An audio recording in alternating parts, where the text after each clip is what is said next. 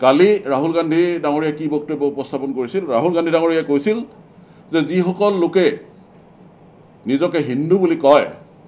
সেইসকল লোকে 24 ঘণ্টাই হিংসা হিংসা হিংসা অসত্য অসত্য অসত্য ঘৃণা ঘৃণা ঘৃণাই প্ৰকাশ কৰে ইয়াৰ জৰিয়তে ৰাহুল গান্ধীয়ে ভাৰতবৰ্ষৰ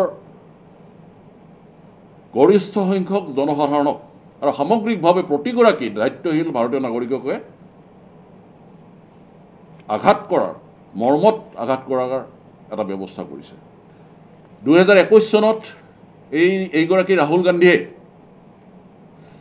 হিন্দুত্ববাদীসকলক দেশৰ পৰা বাহিৰ কৰিব লাগে বুলি বক্তব্য প্ৰকাশ কৰিছিল 2010 চনত তদানীন্তন ভাৰতবৰ্ষৰ কেন্দ্ৰীয় গৃহমন্ত্ৰী কংগ্ৰেছ দলৰ নেতা পি চিদাম্বৰম ডাঙৰীয়াও সেই একেখিনি বক্তব্য উপস্থাপন কৰিছিল তেওঁ হিন্দুসকলক সন্ত্ৰাসবাদী আখ্যা দিছিল 2013 চনতো কংগ্ৰেছৰ তেতিয়াৰ গৃহমন্ত্ৰী সুশীল কুমাৰ সিন্ধে ডাঙৰীয়াই সেই একে বক্তব্য উপস্থাপন কৰি হিন্দুসকলক সন্ত্ৰাসবাদী আখ্যা দিছিল আৰু সেই 2013 চনৰ 20 ফেব্ৰুৱাৰী তাৰিখে সেই সুশীল কুমাৰ সিন্ধে ডাঙৰীয়াই কিন্তু সংসদত এই নিজৰ বক্তব্যৰ কাৰণে তেখেতে ক্ষমা ভিক্ষা কৰিবলগীয়া হৈছিল কৰ্ণাটকৰ পিডব্লিউডি মন্ত্ৰী তথা কৰ্ণাটক প্ৰদেশ কংগ্ৰেছৰ কাৰ্যকৰী সভাপতি সতীশ জাৰকিহলীয়ে কৈছে যে হিন্দু শব্দকে এটা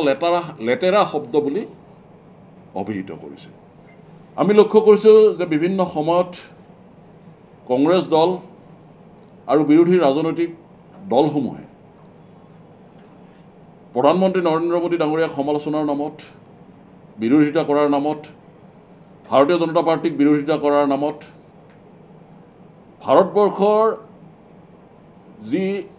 বৰ্ণাঢ্য কৃষ্টি ঐতিহ্য পৰম্পৰা এই কৃষ্টি ঐতিহ্য পৰম্পৰাক বিৰোধিতা কৰি আহিছে অৰ্থাৎ তেওঁলোকে পাকে প্ৰকাৰে